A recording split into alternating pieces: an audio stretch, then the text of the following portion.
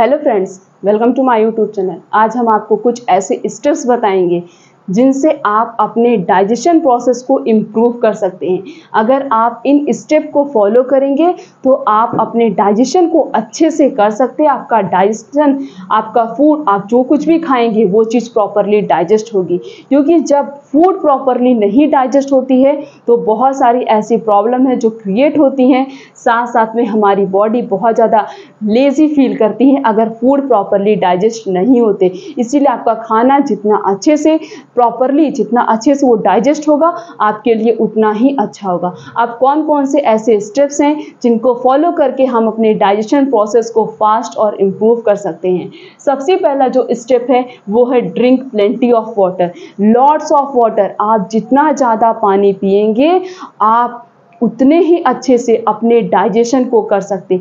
अब इसका मतलब ये नहीं है कि खाना खाने के बाद पानी पीना, खाना खाने के 1 से 1.5 घंटे बाद ही आपको पानी पीना है, नहीं तो 1 से 2 घंटे बाद ही पानी पीना है। तब कब पानी पीना है? खाना खाने के 2 घंटे के बाद आप पानी पीना शुरू करिए, जब तक आप फिर कुछ नहीं खाते। फिर जब आप कुछ खा लीजिए फिर 2 घंटे बाद पानी मत पीजिए, फिर उसके बाद पानी पीना स्टार्ट कर दीजिए। फिर अगर आप कुछ खा लेते फिर 2 घंटे बाद पानी ना पीजिए। इस तरीके से आपको पानी पीना। तो आप जितना ज़्यादा वाटर यूज़ करते, जितना ज़्यादा आप पानी पिएंगे, आपका डाइजेशन प्रोसेस उतना ही अच्छा होगा, उतना ही ज़्यादा इम्प्रूव होगा। क्योंकि फूड को डाइजेस्ट होने के लिए कुछ ऐसी बॉडी के अंदर मेटाबॉलिक रिएक्शन होती हैं, कुछ ऐसे मेटाबॉलिक प्रोसेस होते हैं। मेटाबॉलिक रिएक्शन या प्रोसेस क्या होता है?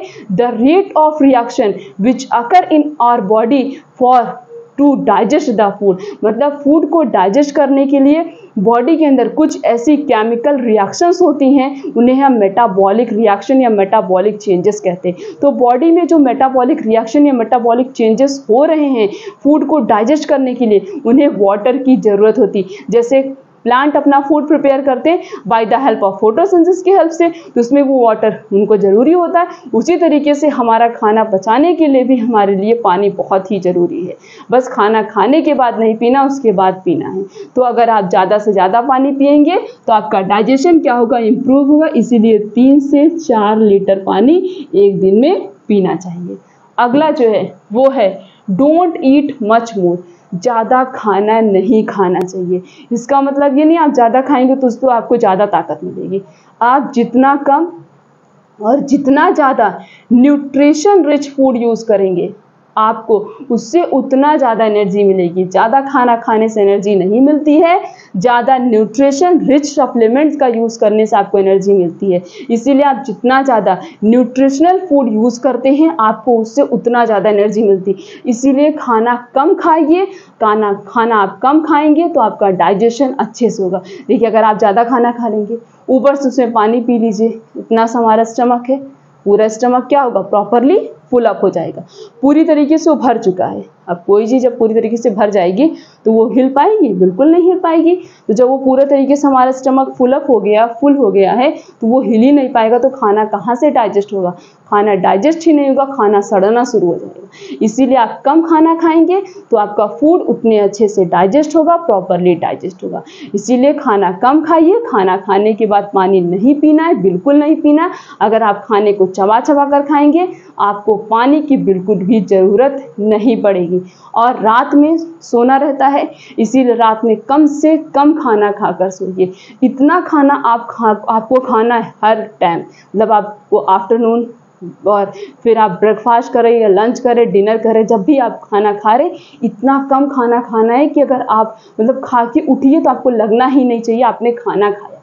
मतलब यहाँ गले तक खाना नहीं खाना, सिर्फ हल्का खाना खाना। तो आपका जितना हल्का खाना होगा, जितना न्यूट्रिशन रिच फूड होना चाहिए, खाना ज़्यादा नहीं होना चाहिए, खाने के अंदर न्यूट्रिशन ज़्यादा होना चाहिए बस, तो आप हमेशा फिट एंड फाइन रहेंगे, आपका डाइजेशन उतना ही अच्छा होगा। अगला जो है वो है अवॉइड बेकरी फूड। जितनी भी बेकरी फूड आइटम्स होते हैं वो सारी चीज़ें फर्मेंटेड होती हैं, मैदे से बनी हुई होती हैं, स्टोर करके उन्हें रखा जाता है, उनके अंदर जो प्रिजर्वेटिव मिलाया जाता है वो हमारे स्टमक के लिए बहुत ज़्यादा हार्मफुल हो जाते हैं और वो चीज़ प्रॉपरली डाइजेस्ट नहीं हो पाती। इसीलिए अगर आप बेकरी फूड को यूज़ करना बंद कर देंगे, अवॉइड कर देते, छोड़ देते हैं, तो आपका डाइजेशन प्रोसेस फास्ट होगा, डाइजेशन इंप्रूव होगा, आपको कभी भी स्टमक से रिलेटेड कभी कोई प्रॉब्लम नहीं होगी।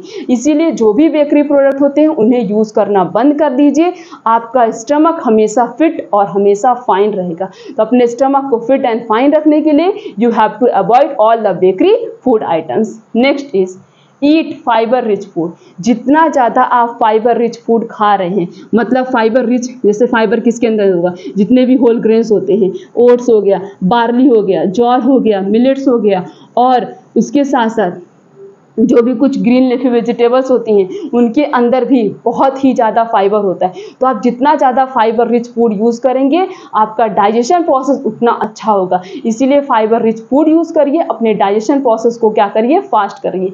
Next is add probiotic. Probiotic को और फर्मेंटेड फूड आइटम्स को अपने डाइट में ऐड कर लीजिए, जैसे दही खाइए और छाछ का यूज़ करिए, मट्ठे का यूज़ करिए। इन सभी चीज़ों का यूज़ करके आप अपने डाइजेशन प्रोसेस को इम्प्रूव कर सकते हैं। इसीलिए डेली आफ्टरनून में आपको 1 कटोरी दही खानी ही खानी है, क्योंकि उसके अंदर लैक्टोबैसिलस प्रेजेंट होता है। लैक्टोबैसिलस बैक्टीरिया जो प्रेजेंट होता है वो हमारे स्टमक की जो भी बीमारी होती हैं उन्हें ठीक करता है, क्योंकि उसके अंदर विटामिन B12 प्रेजेंट होता है, और वो स्टमक से जो भी डिजीज़, स्टमक से रिलेटेड जो भी प्रॉब्लम होती उन्हें इम्प्रूव करता है, और स्टमक से जो भी एंजाइम सीक्रेट होते हैं, जो डाइजेस्टिव सिस्टम से एंजाइम सीक्रेट होते हैं उन्हें फास्ट करता है और हमारे डाइजेशन प्रोसेस को इम्प्रूव करता है। इसीलिए अगर आप 1 कटोरी दही खाते हैं तो आपका डाइजेशन प्रोसेस इम्प्रूव होता है। Next is chew food properly. आपको अपने खाने को 32 बार 32 टाइम्स प्रॉपरली चबा चबा कर खाना है। अगर आप खाने को चबा चबा कर खाएंगे, मुंह के अंदर जो स्लाइवा होता है वो फूड के साथ प्रॉपरली मैस्टिकेट होगा, प्रॉपरली मिक्स होगा, और जितने अच्छे से फूड पार्टिकल्स उस स्लाइवा के साथ मिक्सअप होंगे वो ईसोफेगस से उतने ही ईजिली पास आउट हो सकते हैं। और जितना ज़्यादा खाने से स्लाइवा का मैस्टिकेशन हुआ रहेगा, मिक्सअप हुआ रहेगा, खाना उतना ही जल्दी पचता है। तो इसलिए खाने को चबा चबा कर खाइए, ताकि जो हमारे मुंह में वाटरी फ्लूइड्स प्रेजेंट होते हैं, मतलब वो जो स्लाइवा होता है वो फूड पार्टिकल्स के साथ प्रॉपरली मैस्टिकेट हो जाए और खाना जल्दी पच जाए। इसलिए खाने को चबा चबा कर खाइए, आपको पानी पीने की कोई ज़रूरत नहीं पड़ेगी। अगला जो है वो है स्ट्रेस। स्ट्रेस मत लीजिए। आप अगर स्ट्रेस लेंगे तो आपका डाइजेशन इम्प्रूव नहीं हो सकता है, कभी भी नहीं इंप्रूव हो सकता। जितना ज़्यादा आप खुश रहेंगे, जितना ज़्यादा आप स्ट्रेस और डिप्रेशन फ्री रहेंगे, आपका डाइजेशन प्रोसेस उतना ही ज़्यादा इंप्रूव होता है, आपका डाइजेस्टिव सिस्टम उतना ही ज़्यादा स्ट्रांग होता है। Next is skip all the bad habits. जितनी भी गंदी आदतें होती हैं उन सबको छोड़ दीजिए। अल्कोहल पीना छोड़ दीजिए, स्मोकिंग करना छोड़ दीजिए, और खाना खाने के बाद सोना छोड़ दीजिए, ठंडा पानी पीना छोड़ दीजिए, खाना खाने के बाद पानी पीना छोड़ दीजिए। इन सभी जितनी भी बैड हैबिट्स होती हैं सबको अगर आपने छोड़ दिया तो आपका डाइजेशन प्रोसेस इंप्रूव होता है। तो ये कुछ ऐसे कॉमन स्टेप्स हैं, इन स्टेप को फॉलो करके आप अपने डाइजेशन को इंप्रूव कर सकते हैं, अपने डाइजेस्टिव सिस्टम को हेल्थी रख सकते हैं, अपने डाइजेस्टिव ऑर्गन्स को भी हेल्थी रख सकते हैं। तो इन स्टेप्स को फॉलो करिए, आपका डाइजेशन बहुत अच्छे से होगा, इंप्रूव होगा। इसीलिए जब खाना प्रॉपरली डाइजेस्ट होगा उस दिन आप उतना ही ज़्यादा एक्टिव, उतना ज़्यादा आप फिट एंड फाइन रहेंगे। कभी भी नोटिस करिए, खाना जिस दिन प्रॉपरली डाइजेस्ट हो जाता है उस दिन हमारी बॉडी बहुत ज़्यादा एक्टिव रहती है, और जिस दिन नहीं पचता है उस दिन हम बहुत ज़्यादा इनएक्टिव और लेजी फील कर सकते हैं। इसीलिए इन स्टेप्स को फॉलो करिए और हमेशा फिट एंड फाइन रहिए, हमेशा जो है डिजीज़ फ्री रहिए, और अपने डाइजेशन को इम्प्रूव करने के लिए आप हम एक हेल्दी और बैलेंस डाइट को फॉलो करिए। ये वीडियो सब तक पहुँचा दीजिए ताकि हर किसी को पता चले कि अपने डाइजेशन को कैसे इम्प्रूव कर सके। चैनल पर नए तो चैनल को सब्सक्राइब करके बेल आइकन का बटन प्रेस कर दीजिए, वीडियो को लाइक करिए, कमेंट करिए, शेयर करिए। फिर मिलेंगे इसी तरीके से और अच्छी इन्फॉर्मेशन के साथ। तब तक के लिए थैंक यू।